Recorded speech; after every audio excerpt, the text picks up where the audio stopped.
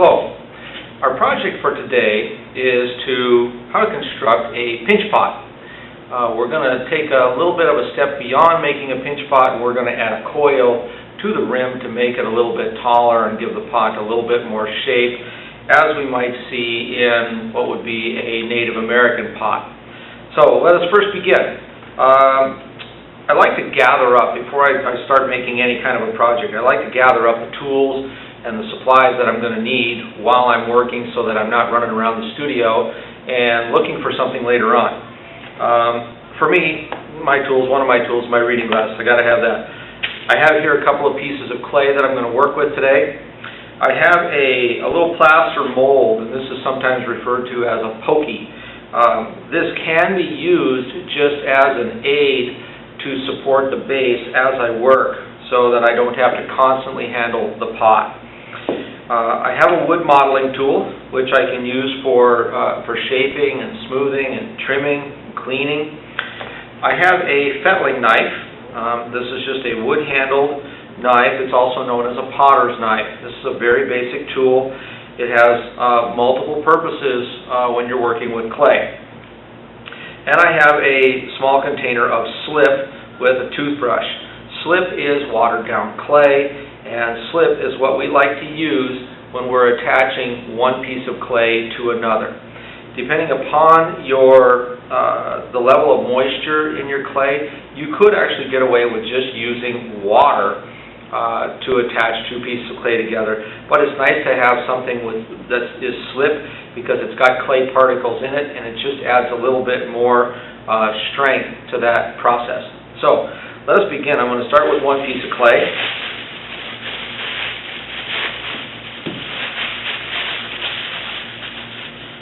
Set the other piece aside. What I like to do when I start making a pinch pot is I like to make sure that the piece of clay that I'm working with is somewhat in a rounded shape. So I want to pat this just into a ball form.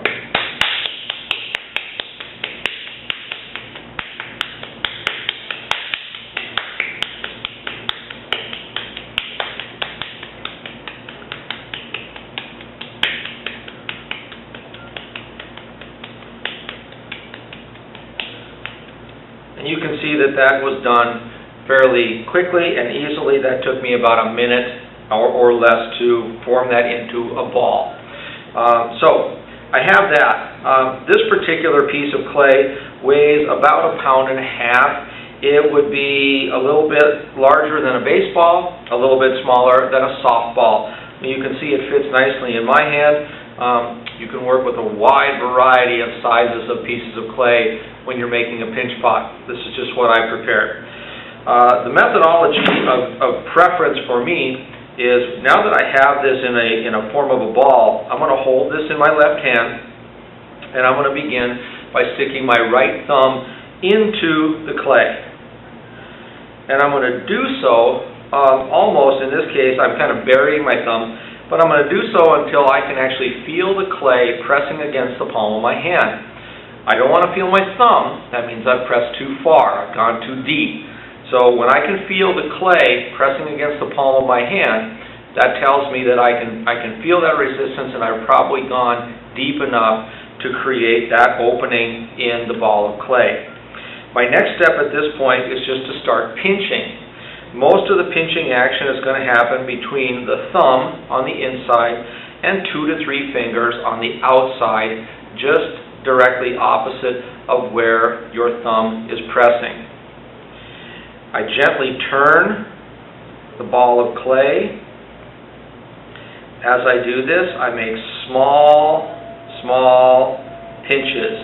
This is not about trying to pinch it all at once and create the pot in one movement. That is not what this is about. Now, you can see, if you take a closer look, you can see that I'm creating some finger marks in the outer wall of the clay, and that's okay, because we're going to be able to smooth that out a little bit later. But most importantly, what is of note is how thin the clay is down here at the base where I've been pinching versus how thick it is here near the top or in the middle where I have not yet pinched. I need to work carefully and diligently so that I don't dry out the clay too quickly. Very important to remember that your hands, your body is producing heat.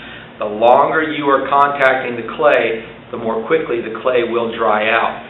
As the clay dries out, it will start to crack apart. It will also start to crack apart if you are working it too quickly and too aggressively, and then you will see something we call stress cracks.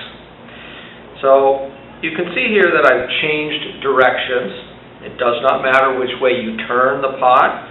You can even change hands if you like and work with the fingers on the inside and the thumb on the outside.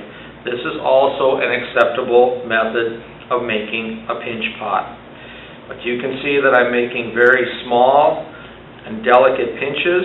This is not a race.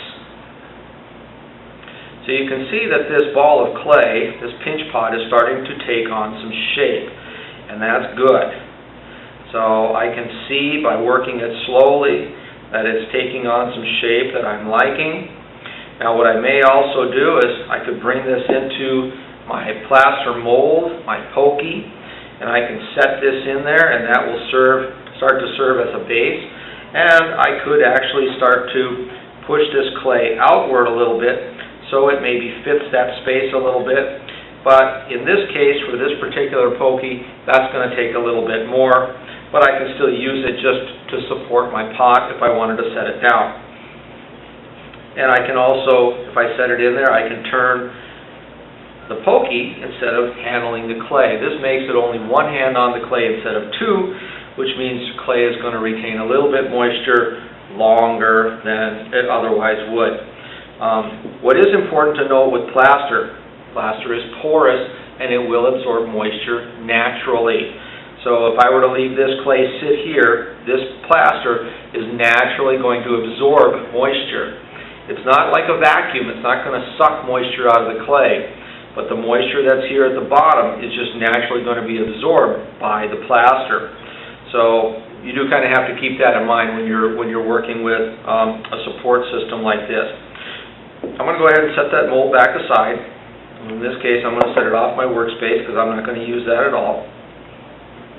So I'm going to continue to pinch, and I'm going to pinch and turn and pinch and turn until I get my pinch pot to what I would think is a desirable thickness, something that's suitable.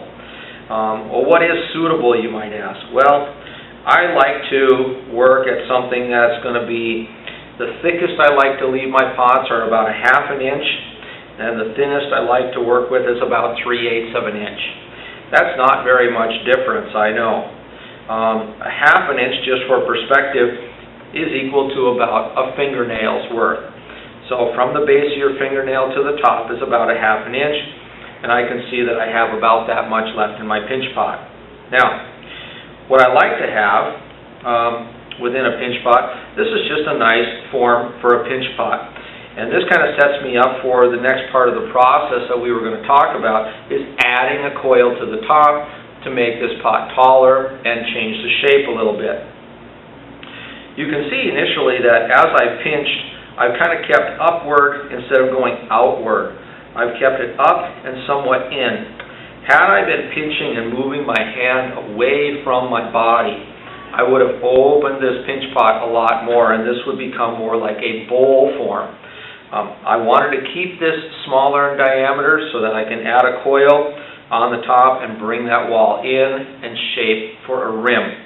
So I chose not to make this into a bowl, and thus I kept the clay more intact, more of a closed form, rather than pushing, pinching and pushing away from me to open it up considerably more. So I'm going to set that aside for a moment, and now I need to grab a small piece of clay that I'm going to make a coil out of.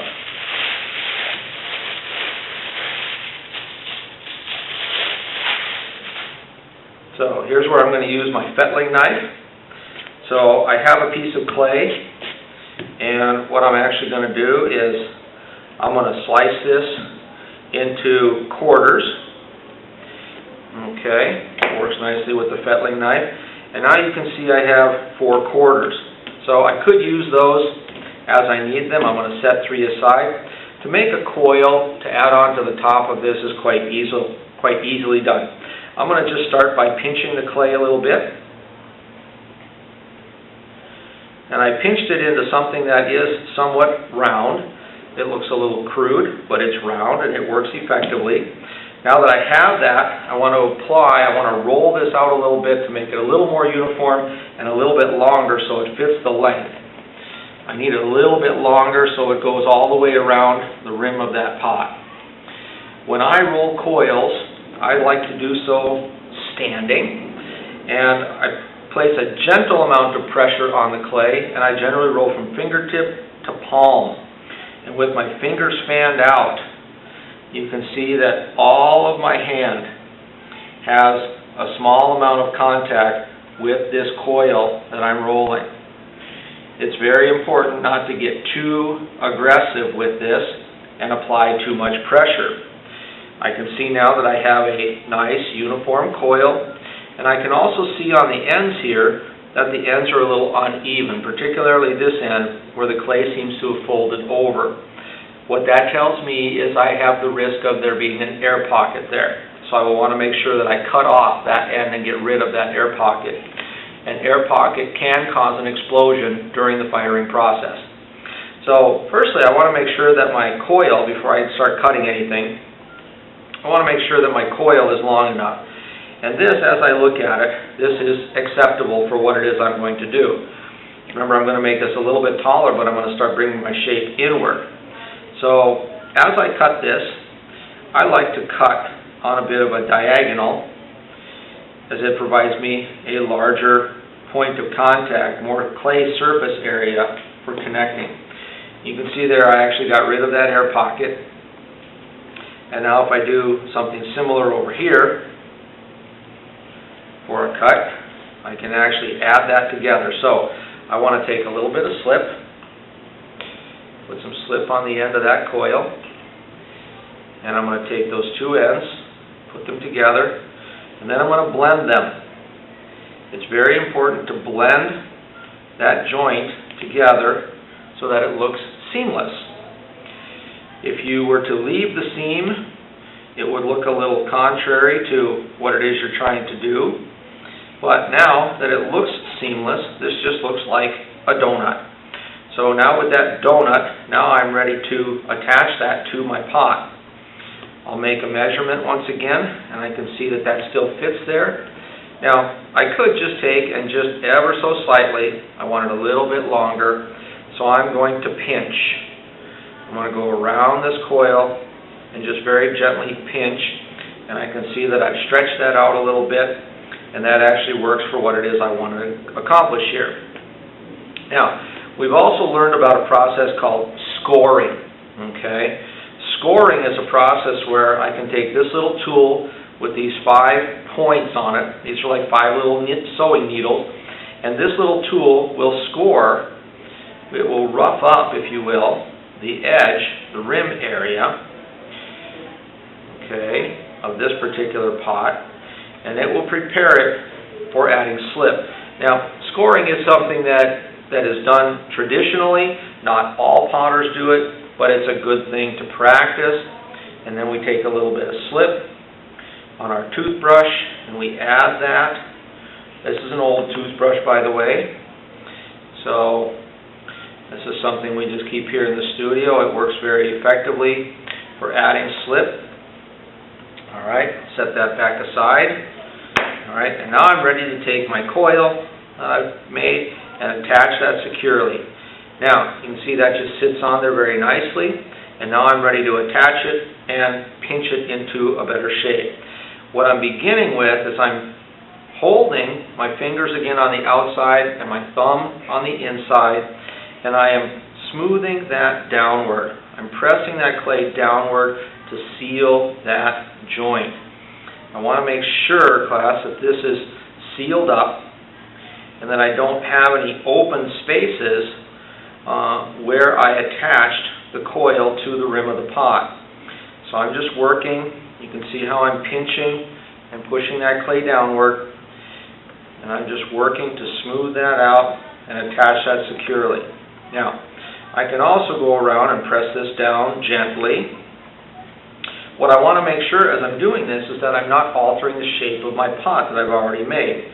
So now you can see on the outside, I'm going to take my thumb and I'm just pulling some of that coil down to meet the rim. And I can go the opposite way as well. I can use my finger and I can pull some of the clay of the pot upward to meet the coil. I actually like to go back and forth because it serves both purposes. I'm not working exclusively with one piece of clay, and I also have a better chance of blending the two pieces of clay together more effectively. So I pull that up. What's very important here is as I pull that clay from either direction, is that I'm filling in the space. This line, this joint needs to be filled in. You do not want to simply cover it. You don't want to pull clay over it. This is not like putting a sheet or a blanket on your bed where it's okay to have space in between. You want to make sure that that space is filled in. So by proper compression, and notice too, I have a point of resistance opposite of where I'm working. If I did not, then I would be changing the shape of the wall of my pot, and I want to avoid doing that. So I always have a little point of resistance. My fingers are here on the inside, directly opposite of where it is I'm working on the outside. And as I work my way around, I'm almost done with that. You can see I'm still going back and forth to seal that up. Alright, I've gone around with that. And there I've added a little bit of a coil to that. I'm going to finish smoothing out the inside. And that feels really nice. Now you can see I've made that pot a little bit taller. It's still not quite the size or shape that I would like, so I can prepare another coil and add that in much the same fashion. What I can also do here is if I say that I wanted this to be done, I could actually gently pinch this inward. I'm using one hand with the pinching process, and I'm not so much pinching as I'm just grabbing the clay and turning it in.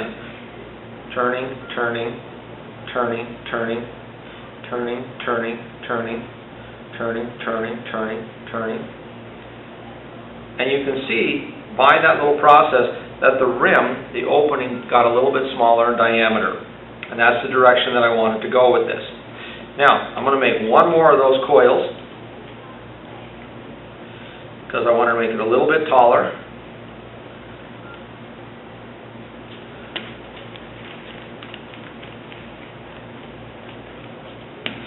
And I'm comfortable rolling coils with either my left hand or right hand.